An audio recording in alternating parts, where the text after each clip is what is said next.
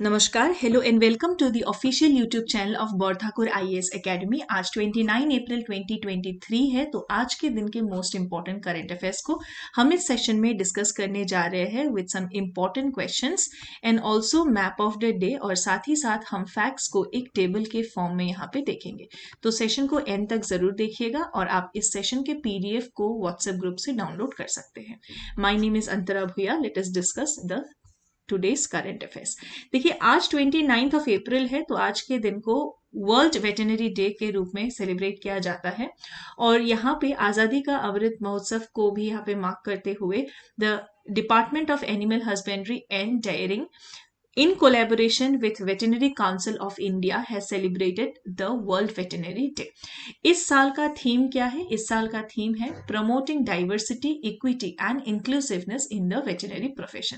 तो यहाँ पे ये थीम आपको ध्यान रखना है, और कभी भी आपका अगर एनिमल से रिलेटेड आर्टिकल है, कैसे आप इसको रिलेट कर सकते हैं, आज ही के आर्टिकल में हम लोग देखेंगे। तो यहाँ पे थीम क्या है? Promoting diversity, equity and inclusiveness in the veterinary profession.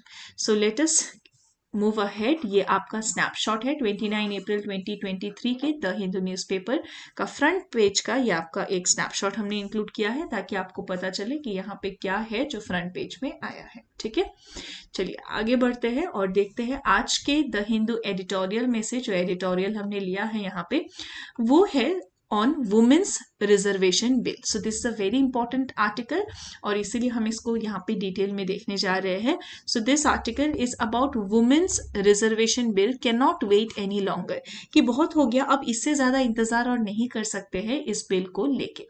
देखिए, अगर हम हिस्टोरिकल बैकग्राउंड देखें तो काफी समय से क्या चल रहा है, वुमेन ने एक ग्लास सीलिंग, जो पेट्रियार्की का जो एक सीलिंग है, उसे ब्रेक किया है। इसका मतलब क्या?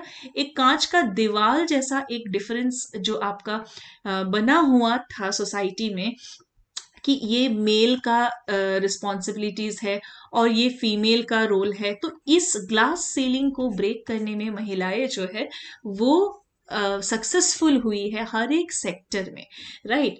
लेकिन जो पॉलिटिक्स का एरिया है उसमें क्या अभी भी वहां तक पहुंचे हैं कि नहीं पहुंचे हैं? So what is in the area of politics? ये आंसर राइटिंग में काफी जगह आप इस चीज को कोट कर सकते हैं। ये क्वेश्चन भी आपका पूछा जा चुका है कि टॉप हायर जुडिशियरी में वुमेन का रिप्रेजेंटेशन का ऐसा सिचुएशन क्या है।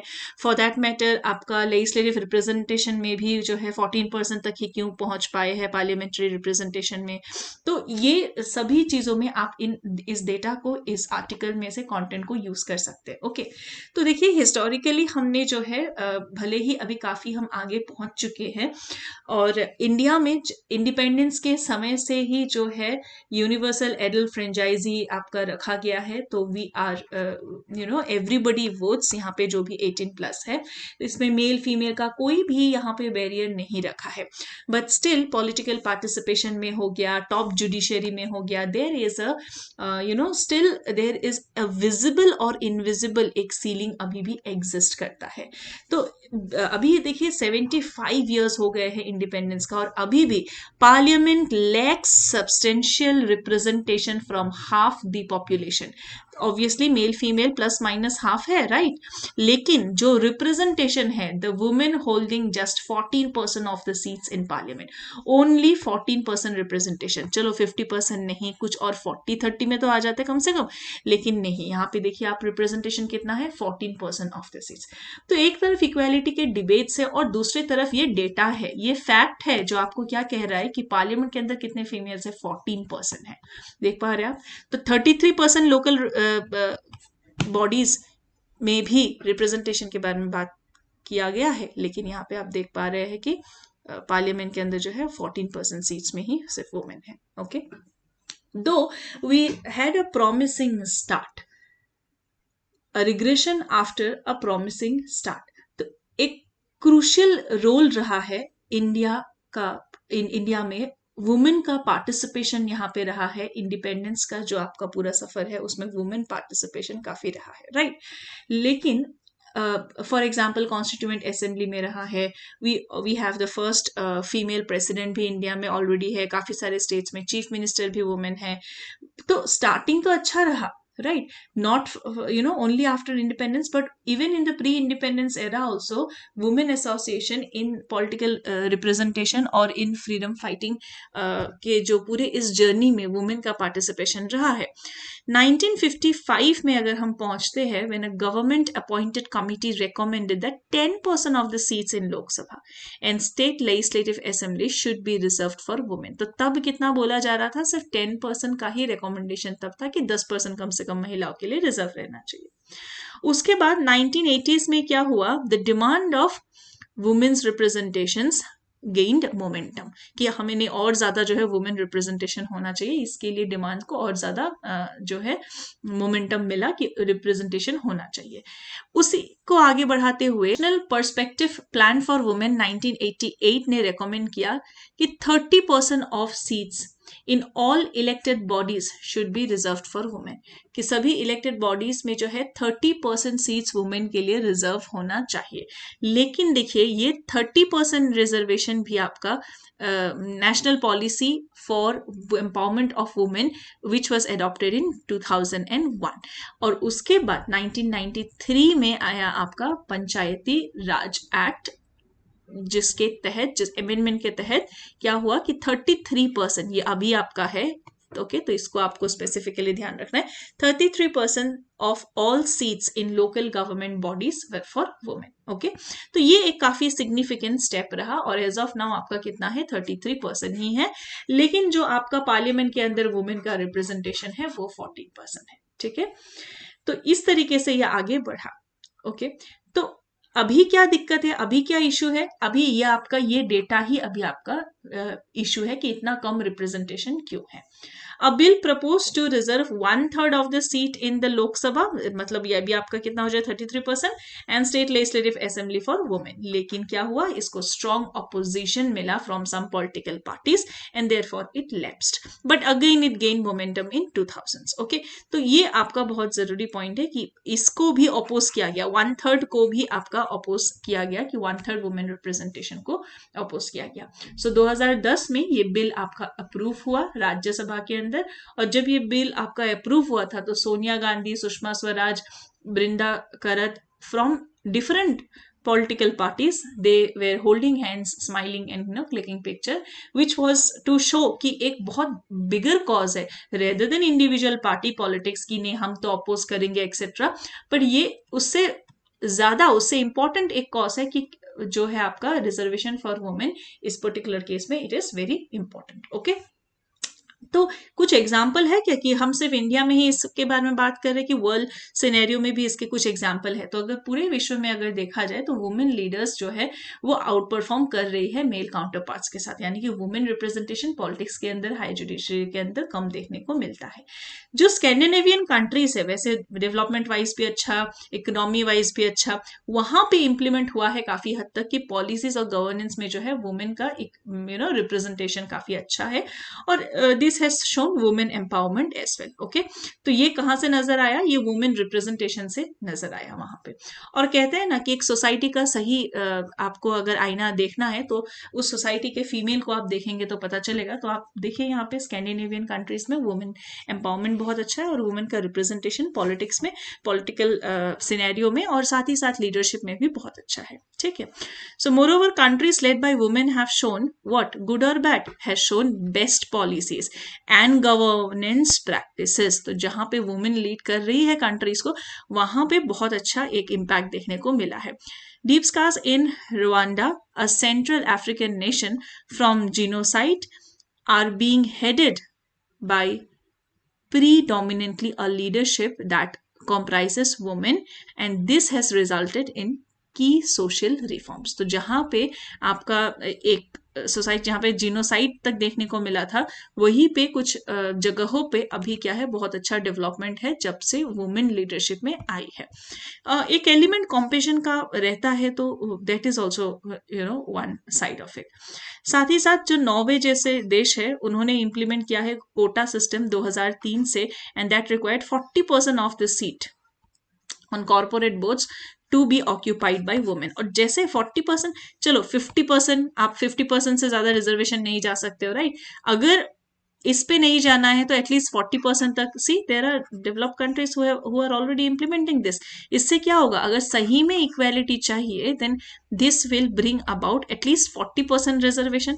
It can go up to 50%, but I know again you might be जब इससे पहले जब ऑलरेडी बिल्स रिजेक्ट हो जा रहे हैं, ऑलरेडी उसको लेकर ऑपोजिशन हो रहा है, तो आप इस नंबर पे तो बहुत ही ज्यादा ऑपोजिशन हो जाएगा।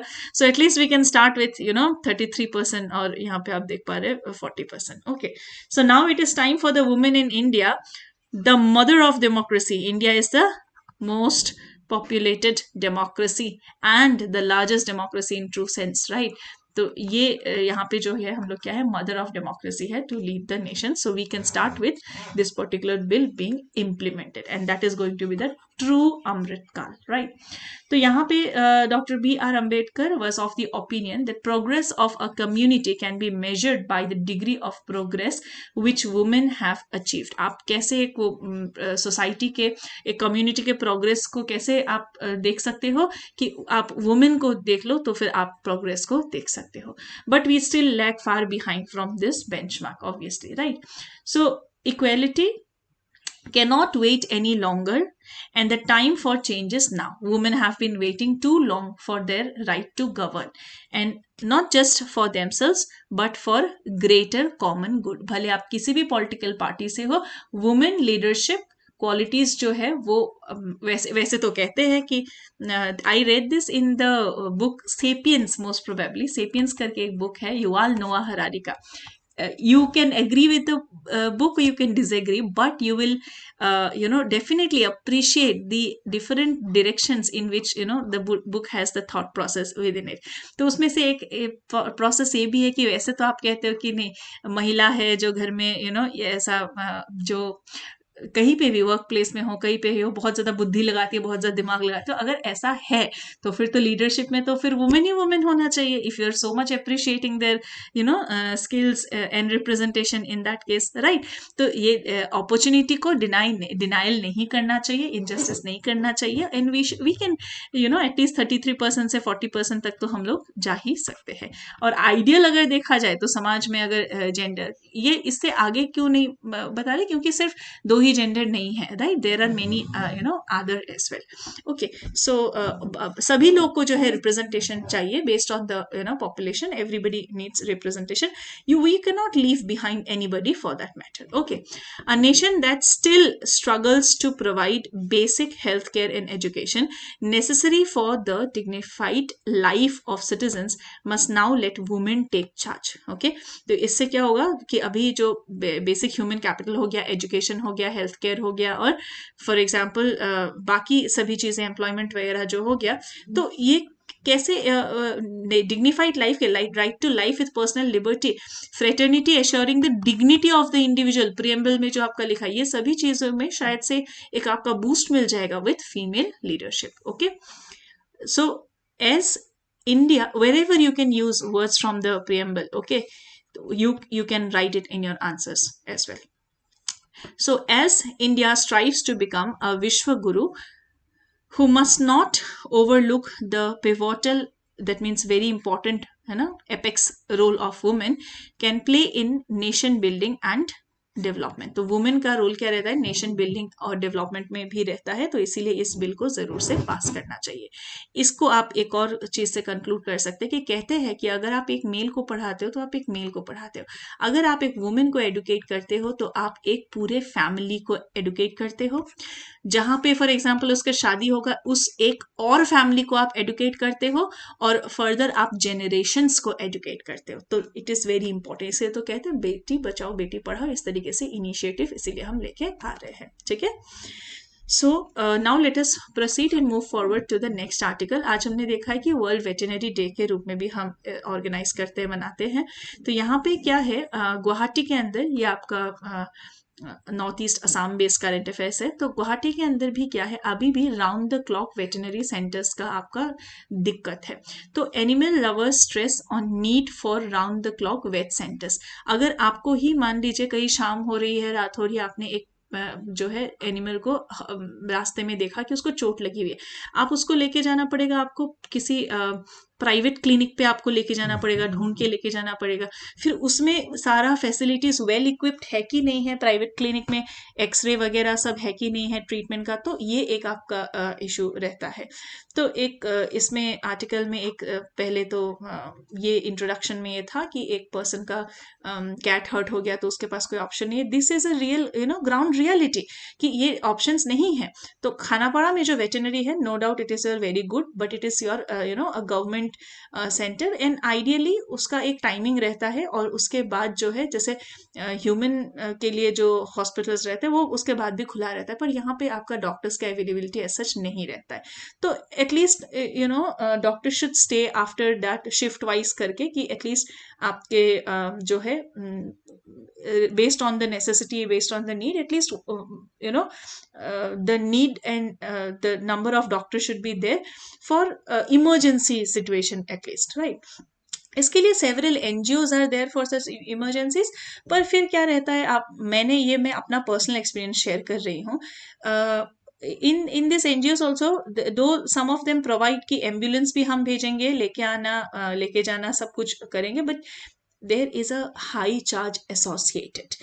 I'm not saying all of them might be like that, but sometimes, even though it is an NGO, but there is a high charge associated for the everything.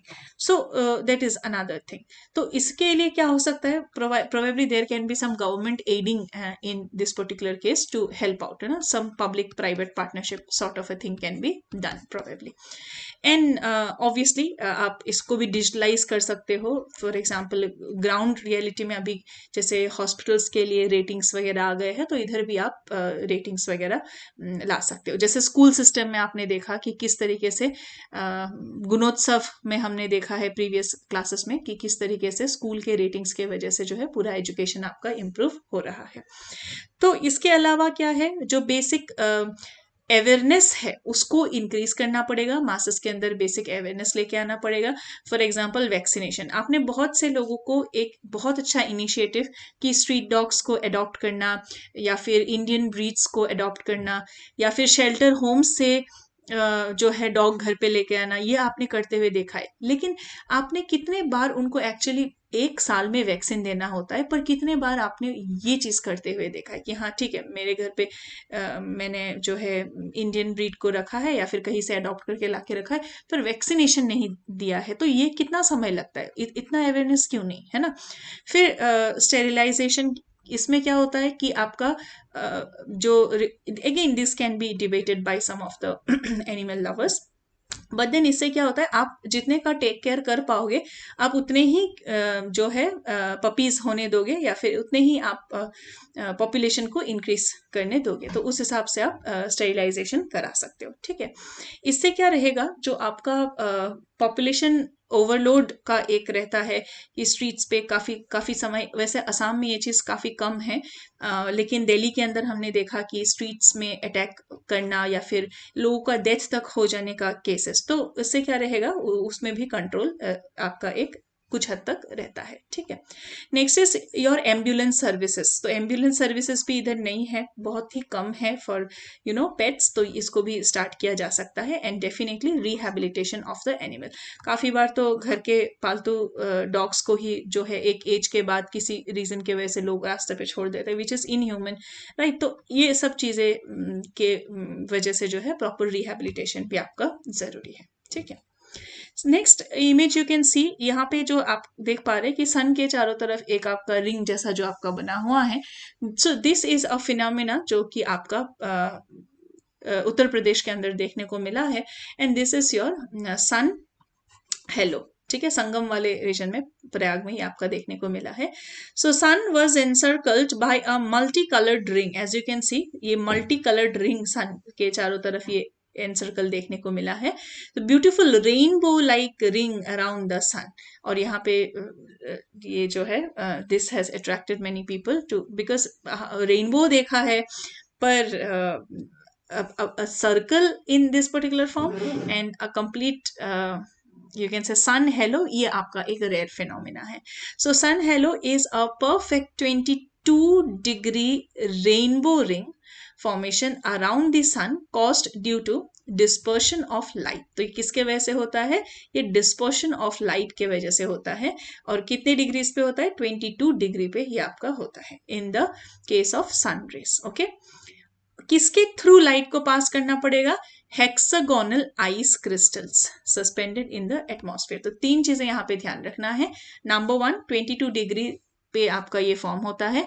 Number 2, dispersion के वजह से होता है, तो which principle of light is involve in this phenomena. And number 3, hexagonal ice crystals के से जब ये आपका व्हाइट लाइट पास होता है, सनरेज पास होता है, तब आपका ये फिनोमिना देखने को मिलता है। Next, as you can see, this is a power plant or this is a project going on, जो कि है आपका पोलावराम प्रोजेक्ट कंपोनेंट। तो यहाँ पे Polavaram project component is in news. So इसको बस ध्यान रखिएगा कि ये पोलावराम प्रोजेक्ट ये कहाँ पे है। नंबर 1, ये आंध्र प्रदेश में है। ये किस पर्पस के लिए है? For supply of drinking water. Okay, so that is why it is in the news. Next, as you can see in this image, तो यहाँ पे आप लोग को ये थोड़ा फायर ब्रिगेड जैसे जो गाड़ियां ये नजर आ रहा है। So this is basically अग्नि दमन 23। तो ये एक्सरसाइज कौन सा है? अग्नि दमन 23। तो ये एक आपका ट्रेनिंग जैसा है, आपका जो है ट्रेनिंग एक्सरसाइज आपका ये है, जिसके तहत क्या है, मिलिट्री और सिविल एजेंसीज दोनों एक साथ में आके म्यूचुअल फायर फाइटिंग एक्सरसाइज यहाँ पे कर रहे हैं।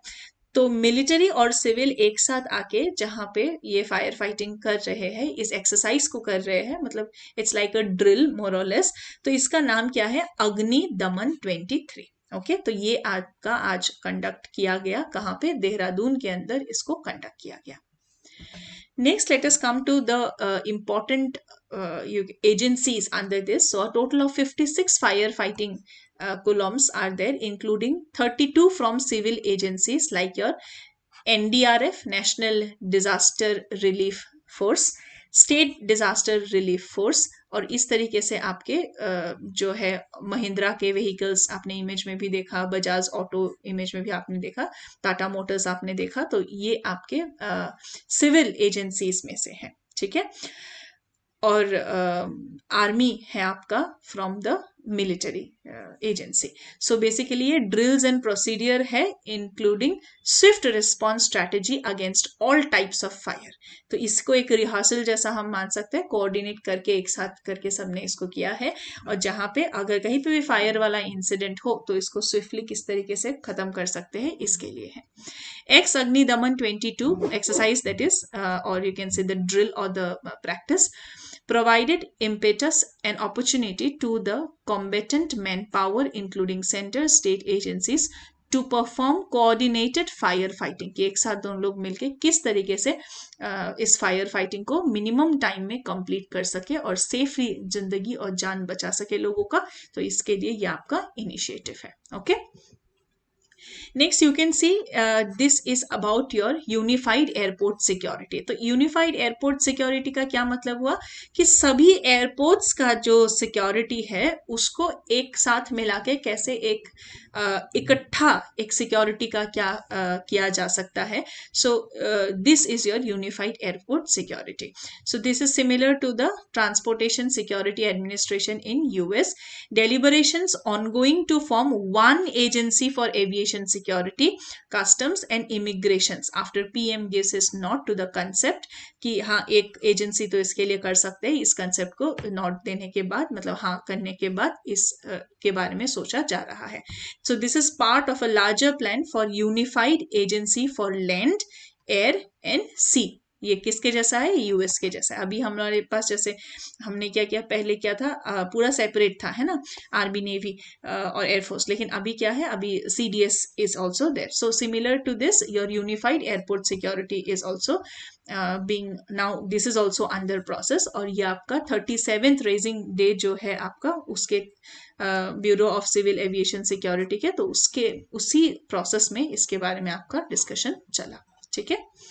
Next north east current affairs में असम और दिमा हसाओ के बारे में यहाँ पे क्या है, सीआरपीसी का section 144 in Assam Dima Hasao after tripartite peace accord, मतलब ट्राइपर्टाइट मतलब 3 पार्टी के बीच में पीस एकॉर्ड आपका हुआ, और इस पीस एकॉर्ड जो साइन हुआ उसके अंदर आपका सेक्शन 144 कहाँ पे, Dima Hasao, then your state government and your central government, these are the 3 parties. Okay, under the signed agreement Dimasa Welfare Council will set up by Assam government to protect, preserve and promote the social, cultural, linguistic identity to meet the political, economic and educational aspirations of the Dimasa people and will ensure speedy and focused development. Just look at the wordings, how this is written. कितने अच्छे से इसको लिखा गया है, इसको आप देखिए कि इसके तहत क्या किया जा रहा है कि इस एग्रीमेंट के तहत दिमासा वेलफेयर काउंसिल आपका सेटअप किया जाएगा, और क्या क्या इसका एम क्या होगा, पर्पस क्या होगा, द एम और द पर्पस और the objective is to protect, preserve, promote what social, cultural, linguistic identity that is going to meet the political, economic and educational aspiration of the Dimasa people. Okay, ताकि ये speedy development यहाँ पे लाया जा सके, तो इसके लिए आपका ये ट्राइपर्टाइट अग्रीमेंट आपका साइन हुआ. ठीक है, now let us come to the question section. Which railway company has recently designated as Navratna company in April 2023. तो आपका कौन सा रेलवे कंपनी अभी लेटेस्ट नवरत्ना कंपनी यहाँ से आपका निकल के आता है, तो रेल विकास निगम. ओके, तो Rail Vikas Nigam has now it has been marked as a Navratna company. तो इससे पहले क्या था, इससे पहले आपका मिनी रत्ना कंपनी था और आपका अब नवरत्ना कंपनी हो गया. So this make it the 13th Navratna company among the CPSE, that is your central public service enterprises में से आपका ये 13th नवरत्ना कंपनी जो है आपका हो गया है. तो आप इसके बारे में फर्दर देख सकते हैं. नवरत्ना यानी कि 9 ज्वेल, जैसे अकबर के कोर्ट में भी क्या थे, नवरत्ना, तो यहाँ पे भी क्या है, ये इसी 9 ज्वेल्स को ही क्या किया जा रहा है, नवरत्ना कहा जा रहा है. तो बेसिकली ये आपका प्रॉफिट मेकिंग कंपनीज है और ये जो है अच्छा खासा कॉन्ट्रीब्यूशन रखते हैं इकोनॉमी में भी. ठीक है, नेक्स्ट क्वेश्चन देखिए. Prime minister Narendra Modi will inaugurate the national games in which state in October 2023. तो अक्टूबर 2023 में जो नेशनल गेम्स होने जा रहा है वो होने जा रहा है आपका गोवा में. ठीक है, so correct answer is Goa में ये होने जा रहा है. तो गोवा के चीफ मिनिस्टर कौन है, Pramod Sawant. Announced that Prime Minister Narendra Modi will inaugurate the National Games in Goa in October 2023. Okay. Now let us come to the map of the day. आज हम लोग map of the day में यहाँ पे आप लोग देख पा रहे हैं ये केरला, यहाँ पे जूम करके इस पार्ट में आपको केरला यहाँ पे नजर आ रहा है, और यहाँ पे है आपका Thattekad bird sanctuary. Okay, Thattekad bird sanctuary और doctor Salim Ali bird sanctuary. This is the first bird sanctuary in Kerala and I am pretty much sure जैसे ही सलीम अली नाम आपको देखने को मिले वैसे ही आप समझ जाएंगे कि definitely related to bird. Okay, so this is doctor Salim Ali bird sanctuary and this is the first bird sanctuary in Kerala. So that is why important. Now just have a look at this particular map कि यहाँ पे important आप pointers यहाँ पे देख सकते हैं कि एक तरफ मुन्नार है, फिर आपका इधर कोची पोर्ट है, और यहाँ पे आपका बीच में ये वाला लोकेशन में थाटेकट बर्ड सेंचुरी आपको नजर आ रहा है. ठीक है, so it is located on the bank of which river, river Periyar. Periyar नदी के बैंक्स में ये आपका लोकेटेड है. सो डॉक्टर सलीम अली नाम से ही आपको समझ में आ जाएगा. Famous for what, ornithology. What is ornithology? This bird study is known as ornithology. He is also known as the bird man of India. तो ये पॉइंट्स आपको ध्यान रखना है. पेरियार नदी के पास केरला में थाटेकट wildlife, sorry, Thatekat bird sanctuary, and Salim Ali ornithology, birdman of India. Okay, today in table of the day we have the father of different fields and their names. I'll just highlight the most important one, so please remember history से बहुत important question है. first modern man of India और father of modern India, Raja Ram Mohan Roy. okay, first modern man of India भी इनको कहा जाता है. okay, फिर आपका अगर पूछे न्यूक्लियर प्रोग्राम के लिए कौन है, तो न्यूक्लियर प्रोग्राम के लिए होमी जहांगीर बाबा, और अगर स्पेस प्रोग्राम के लिए पूछे तो विक्रम साराभाई। ये दो चीजें आप लोग ध्यान रखिएगा, न्यूक्लियर के लिए होमी जहांगीर बाबा एंड स्पेस के लिए विक्रम साराभाई। मिसाइल मैन आप लोग को पता है एपीजे अब्दुल कलाम। ओके, तो ये आप लोग को मैंडेटरी है, याद रखना है। इसके बाद Indira Gandhi silver revolution, Sam Pitroda yellow revolution, और ग्रीन रिवॉल्यूशन के लिए ऑलरेडी हम लोग लास्ट जब हमने टेबल ऑफ द डे किया था इंपॉर्टेंट फादर्स, जब हमने देखा था कि वर्ल्ड लेवल में अगर पूछे तो नॉर्मन बोरलॉन्ग आपको याद रखना है, और इंडिया के लेवल में अगर आपको पूछे तो क्या होगा आंसर, ये आप कमेंट करके जरूर बताइएगा कि इंडिया में पूछे तो क्या होगा, MS स्वामीनाथन होगा या फिर वर्गीजी कुरेन होंगे। ठीक है, तो वर्गीजी कुरेन इज फॉर व्हाइट रिवॉल्यूशन। तो आपको बताना है ग्रीन रिवॉल्यूशन इंडिया के लिए अगर पूछे तब आंसर क्या होगा। So that's it for this particular session. आज मेंस के लिए जो हम क्वेश्चन आपको प्रोवाइड कर रहे हैं that is the north east region of India has been infested with insurgency for a very long time. Analyze the major reasons for survival of armed insurgency in this region.